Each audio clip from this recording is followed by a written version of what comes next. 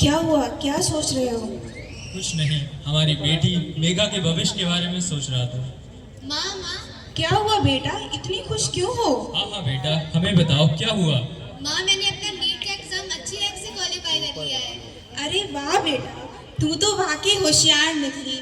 मुझे तुझ पर गर्व है। अब तो सरकारी कॉलेज में दाखिला पक्का? हाँ माँ, अब डॉक्टर बन के लोगों की सेवा करूंगी। माँ, मैं कल ही कॉलेज जाकर बात कर लेती हूँ। अरे वाह, मेरी बेटी डॉक्टर बनेगी, समाज सेवा करेगी। बेटा, ये तुम्हारा सही निर्णय है। अब तुम जल्दी से अपना मेडिकल कॉलेज में एडमिशन करवा लो। जी, हम कल ही कॉलेज जाकर बात कर लेते हैं।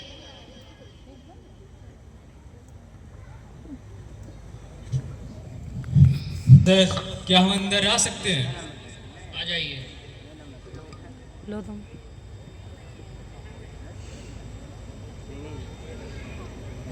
सर, मेरी बेटी ने बहुत अच्छे अंकों से नीट का एग्जाम क्वालिफाई किया है। कृपया देखिए, मेरी बेटी का नाम मेरिट लिस्ट में है। सर, मैं मेघा एमबीबीएस में दाखिला चाहिए। तुम योग्य हो बेटा, तुम्हारे नंबर भी अच्छे हैं, परंतु हमें अफसोस के साथ कहना पड़ रहा है कि हमारे कॉलेज में सीटें खत्म हो चुकी हैं। क्या? लेकिन मैंने तो नीट अच्छी रैंक से क्वालिफाई किया है। बेटा, हमारे पास 2000 आवेदन आए थे, परंतु 200 सीटें। यहाँ शिक्षा अब अंकों से नहीं, जनसंख्या से तय होती है। मतलब मेहनत करो और फिर किस्मत के भरोसे बैठ जाओ। ऐसा ही होता है बेटा, जब जनसंख्या ज्यादा हो जाती है तब शिक्षा भी इसका शिकार हो जाती है। ऐसा कैसे चलेगा?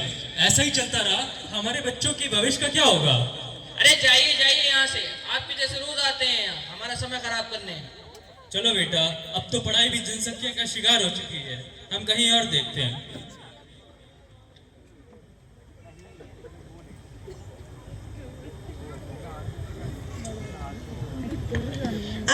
जहाँ भीड़ बढ़ती गई घर के अंदर और घर खुद छोटा पड़ गया।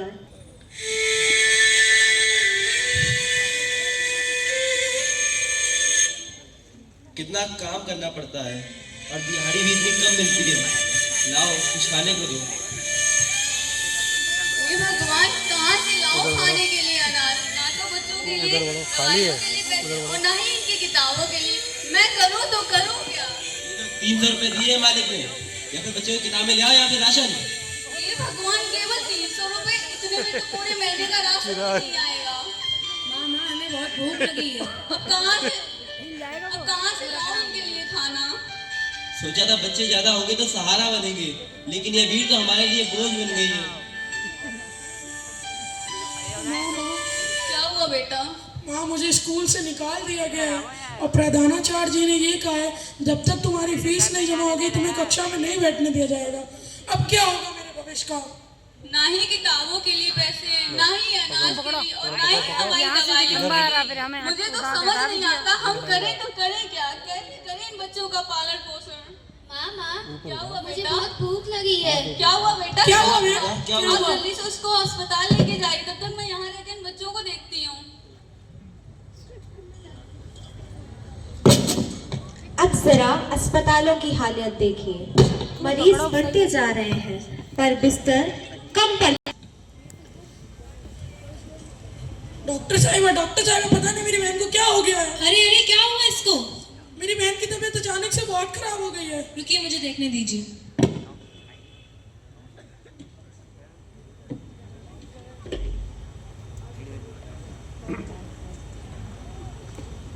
इसकी तबीयत तो बहुत खराब है। इसके पेट में तो कई दिनों से अन्न का एक दाना भी नहीं गया।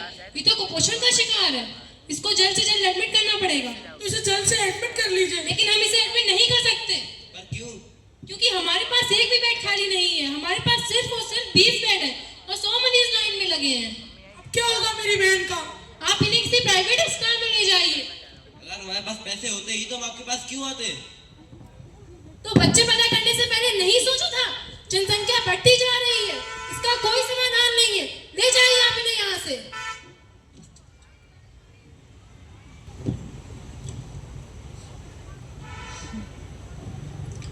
कभी फूलों से सजी थी, कभी हरियाली सी हंसती थी। आज धरती माँ अपने ही संतानों के बोझ से करा रही है।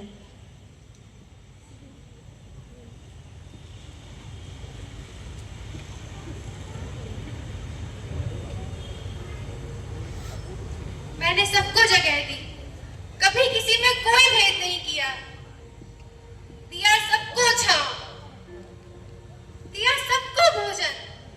लेकिन अब मेरा आंचल इस भार को नहीं संभाल सकता। ना खेत बचे हैं ना जंगल। इस भीड़ से मेरा दम घुट रहा है। मिट्टी बंजर हो रही है, जंगल कट रहे हैं, पानी सूख रहा है। और अब क्या चाहते हैं आप? हर साल करोड़ों मेहमान आते हैं, लेकिन कोई क्यों नहीं समझता कि मैं थक चुकी हूँ।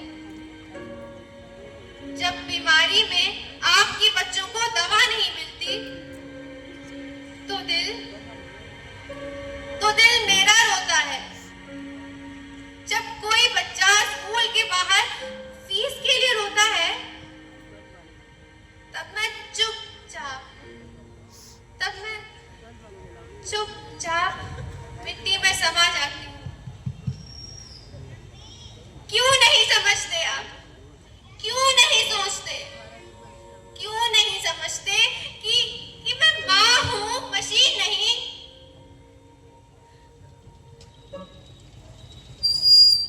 अरे भाई, धरती माँ परेशान है, मगर क्यों? सिर्फ 2-4 करोड़ बच्चे ही तो आ गए, और क्या?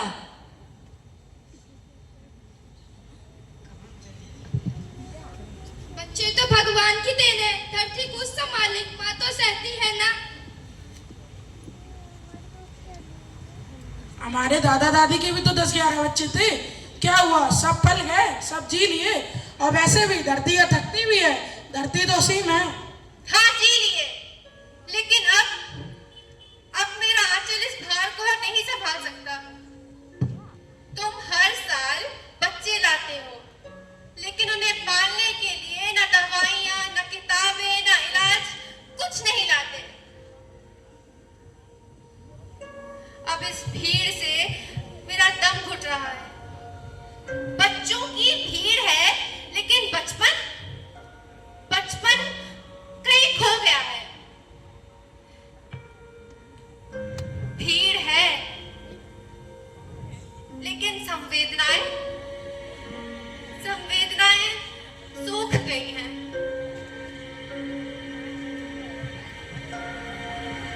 माँ, अब हम तुम्हारा बोझ और नहीं बढ़ाएंगे, हम अपनी सोच को बदलेंगे।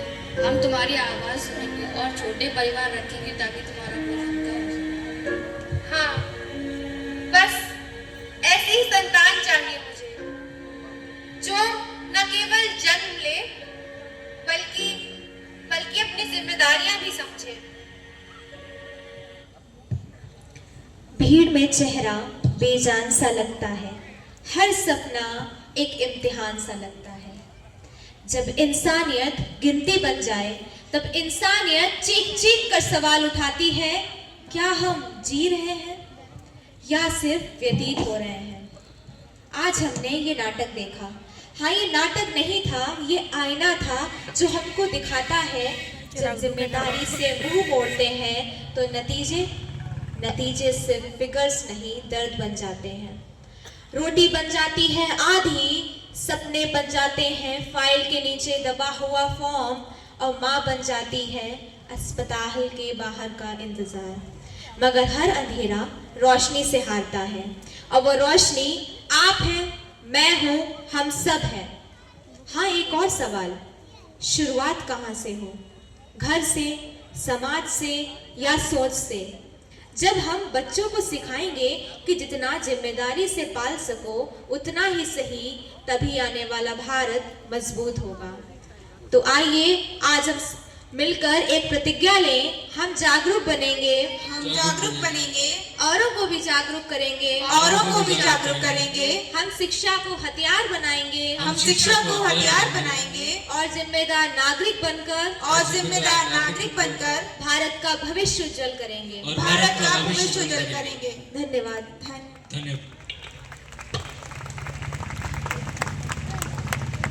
धन्यवाद।